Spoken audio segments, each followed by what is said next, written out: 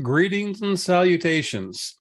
This is chapter 3, video 9, calculating profit margin and the current ratio. Let me go ahead and share my screen.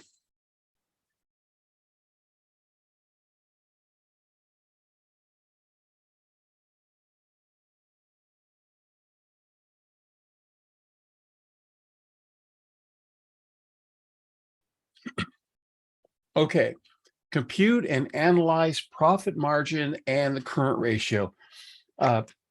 This lecture might be of interest to my business management majors because you'll be managing a company and you can see how your company is doing by financial statement analysis, and this is kind of the ratios that you might use. The first one is profit margin. The profit margin ratio measures the company's net income to sales. Okay, so you just take net income divided by net sales.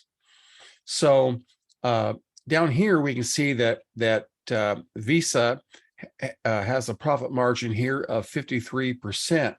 Basically, that means that for every dollar of sales, you convert that into 53 cents of net income, right? So there's a couple of ways that you can analyze this.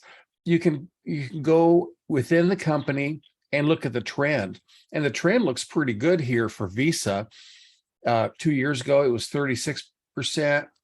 It went up to 50%. Now it's up to 53%. So that's looking pretty good. Also, you can compare it to other businesses that are like yours, for instance, MasterCard. Notice that Visa is doing better than MasterCard, right? MasterCard has a profit margin of 48%, where Visa has 53%, okay? The next ratio is the current ratio. And I'll describe what it reveals about the company's financial condition. The current ratio helps assess the company's ability to pay its debts in the near future. It's a very simple ratio. It's just current assets divided by current liabilities.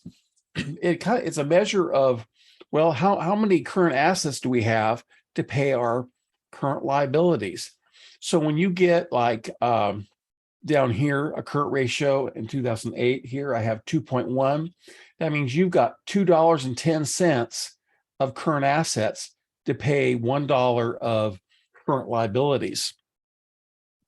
That's pretty safe. I like that.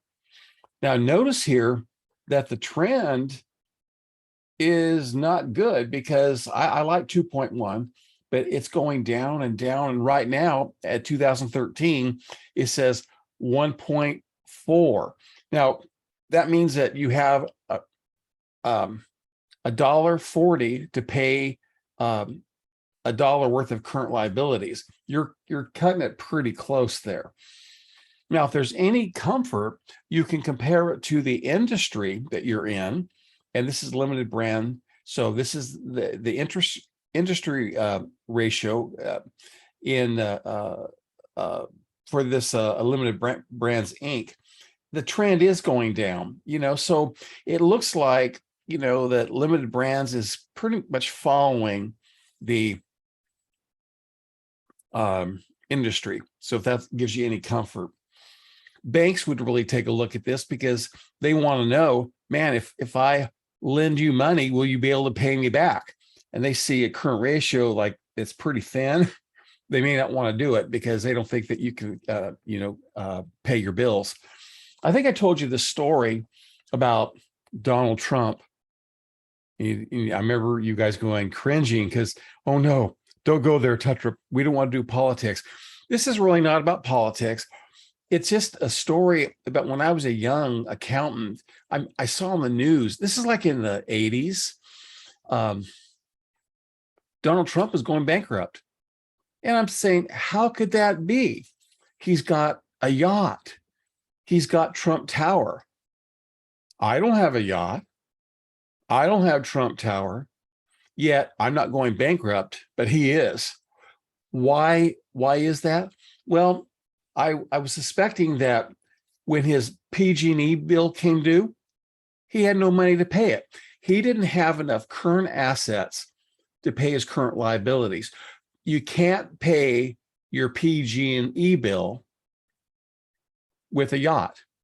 You can't pay your PG&E bill with Trump Tower, right? So you need these current assets like cash, or like you're going to the accounts receivable is going to be converted to cash within 30 days. So you have all these assets that you can use to pay your current liabilities. So this is a really good measure. Anyway, that's pretty much it for what I wanted to share with you here on this. So that does it for me. And I think that should be the last video for chapter 3, unless I decide to add something different, but most likely this is it. So you take care, and we'll talk to you soon. Bye-bye.